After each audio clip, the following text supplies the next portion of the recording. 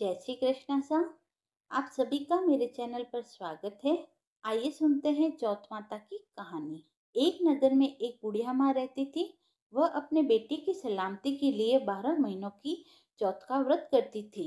हर महीने पंसारी से थोड़ा सा गुड़ और घी लाकर 4 लड्डू बनाती थी। एक बेटे को देती, एक से पूजा करती, एक हथकार के लिए निकालती और एक चांद उगने पर खुद खा लेती थी।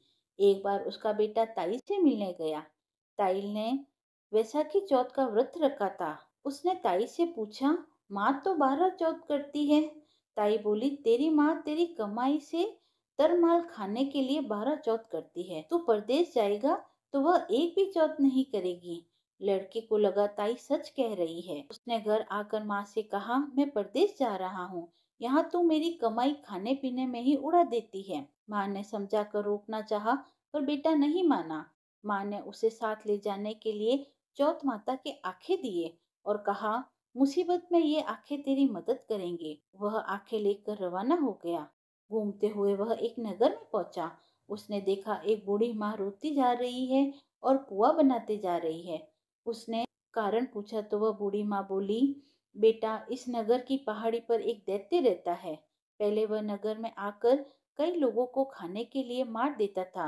अब राजा हर घर से एक आदमी दैत्य के पास भेजता है और आज मेरे बेटे की बारी है, इसीलिए मैं रो रही हूँ और उसी के लिए पोहे बना रही हूँ। वह बोला, तू पोहे मुझे खिला दे, तेरे बेटे की जगह मैं चला जाता हूँ।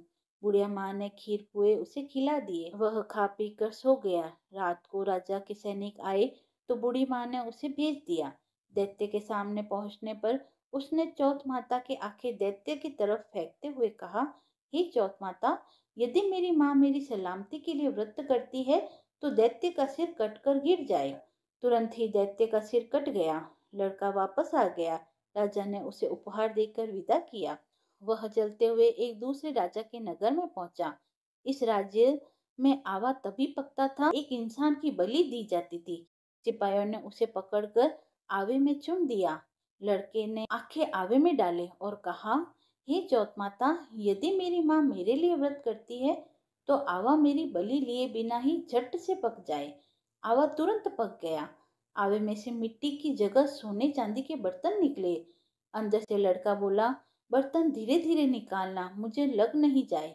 राजा ने उसे निकलवाया और पूछा, इस आवे से तुम बच कैसे गए? लड़के ने कहा कि उसकी माँ चौथ माता का व्रत करती है। व्रत करने के कारण वह बच पाया। राजा को विश्वास नहीं हुआ। उसने एक चांदी की सुराही मंगाई और कहा कि सुराही की नाली से निकल कर दिखाओ, तभी मुझे विश्वास होगा। लड़के ने चौथ माता को याद करके आंखें सुराही में डाली और कहा, मैं भंवरा बनूं, सुराही से निकलूं। लड़का भंवरा बनकर सुराही से निकल गया। राजा ने खुश होकर राजकुमारी की शादी उस लड़के से करवाई और सभी लोगों को चौथ माता का व्रत करने के लिए कहा। उसे एक दिन माँ की याद आई। उसने राजा के पास जाकर खुद के नगर जाने की इच्छा जाहिर की। राजा ने रथ, घोड़ा, हाथी और खूब सारा दान दहेज देकर उसे विदा किया। चौथ के दिन अपने नगर पहुंचा। वह अकेला पंसारी के यहाँ माँ का इंतजार करने लगा। सोचा चौथ है तो माँ यहाँ जरूर आएगी। थोड़ी देर बाद लकड़ी टेकती हुई माँ आती दिखी। उसकी माँ की आंखों में जाले आने के कारण दिखना कम हो गया था। लड़के ने जानबूझकर अपना पैर लकड़ी पर लगा दिया और कहने लगा, बल रे पोत काटी मेरे पैर के लगा दी। माँ ने उसे नहीं पहचाना। कहने लगी, भैया मुझे चाहे कितनी गाली निकाल दो पर मेरे बेटे को कुछ मत कहना। बेटा माँ के चरणों में गिर पड़ा। कहा, माँ मैं तेरा ही बेटा हूँ, मुझे माफ कर दो। माँ ने उसे गले लगा लिया। नगर के लोगों ने विश्वास नहीं किया कि वह उसी का बेटा है। बूढ़ी माँ ने चौथ माता को याद करके कहा, हे चौथ माता, यदि मैं अपने बेटे के लिए व्रत करती हूँ तो मेरे स्तनों से दूध भर जाए और उसकी धार मेरे बेटे के मुंह में गिरे। माँ के स्तन से दूध की धारा निकलने लगी और वह बेटे के मुंह में गिरने लगी। लोग चौथ माता की जय जयकार करने लगे। उस नगर के सभी लोग चौथ माता का व्रत करने लगे। हे चौथ माता, जैसे आप बूढ़ी माँ के बेटे पर प्रसन्न हुई वैसे ही हम पर भी प्रसन्न रहना। कहानी कहने वाले, सुनने वाले, करा भरने वाले पर कृपा करना। बोलो चौथ माता की जय। कथा समाप्त हुई। आइए अब सुनते हैं गणेश जी की कथा। हिंदू धर्म में प्रथम पूज्य भगवान गणेश जी की पूजा हर शुभ कार्य से पहले की जाती है। गौरीपुत्र गणेश जी को विघ्नहर्ता के रूप में भी जाना जाता है, लेकिन अपने ही एक दंत और लंबोदर स्वरूप के कारण उनके विवाह में कई कठिनाइयां आई थी। तो आइए जानते हैं इसके पीछे की रोचक कथा क्या है। भगवान गणेश का सिर हाथी का व एक दांत टूटा था, इसीलिए कहा जाता है कि उनका विवाह नहीं हो पा रहा था। पौराणिक मान्यताओं के अनुसार कोई भी कन्या उनसे विवाह करने के लिए तैयार नहीं थी। अपना विवाह न होता देख भगवान गणेश उदास रहने लगे। वह जब भी किसी दूसरे देवता के विवाह में जाते तो उन्हें बड़ा दुख होता, उनके मन को ठेस पहुंचती। कहा जाता है कि इस वजह से गणेश जी ने दूसरे देवताओं के विवाह में विघ्न डालना शुरू कर दिया और इस काम में उनका वाहन मूषक उनकी सहायता करता था। गणेश जी का वाहन मूषक उनके आदेश पर देवताओं के विवाह मंडल को नष्ट कर देता था, जिससे उनके विवाह में अड़चने पैदा होने लगती थी। गणेश जी और मूषक की इस मिली भगत से सारे देवता परेशान हो गए और अपनी समस्या लेकर गणेश जी के पिता भगवान शिव जी के पास पहुंचे, लेकिन वहां भी उनकी समस्या का समाधान नहीं हुआ।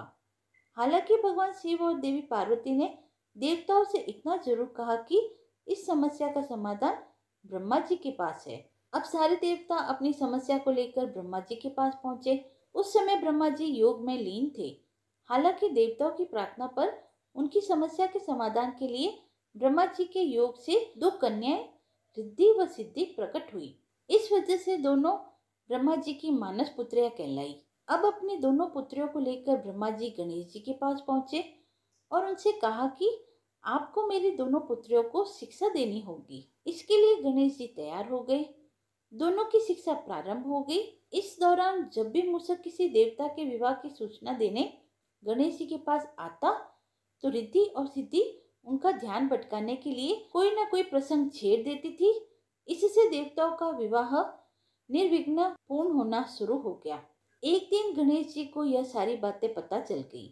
रिद्धि व सिद्धि की वजह से देवताओं का विवाह बिना किसी रुकावट से संपूर्ण हो रहा है। इससे गणेश जी बहुत क्रोधित हुए। उसी समय ब्रह्मा जी वहां प्रकट हुए। वह गणेश जी से कहने लगे कि मैं अपनी दोनों पुत्रियों रिद्धि व सिद्धि का विवाह किसी योग्य वर से करना चाहता हूँ और आपसे ज्यादा योग्य वर और कौन हो सकता है। क्या आप मेरी दोनों पुत्रियों से विवाह करेंगे? इस पर भगवान गणेश प्रसन्न हो जाते हैं। वह भगवान गणेश का विवाह धूमधाम से रिद्धि व सिद्धि के साथ हो जाता है। यदि आपको कथा पसंद आई हो तो आप मेरे चैनल को लाइक शेयर एंड सब्सक्राइब करें। धन्यवाद।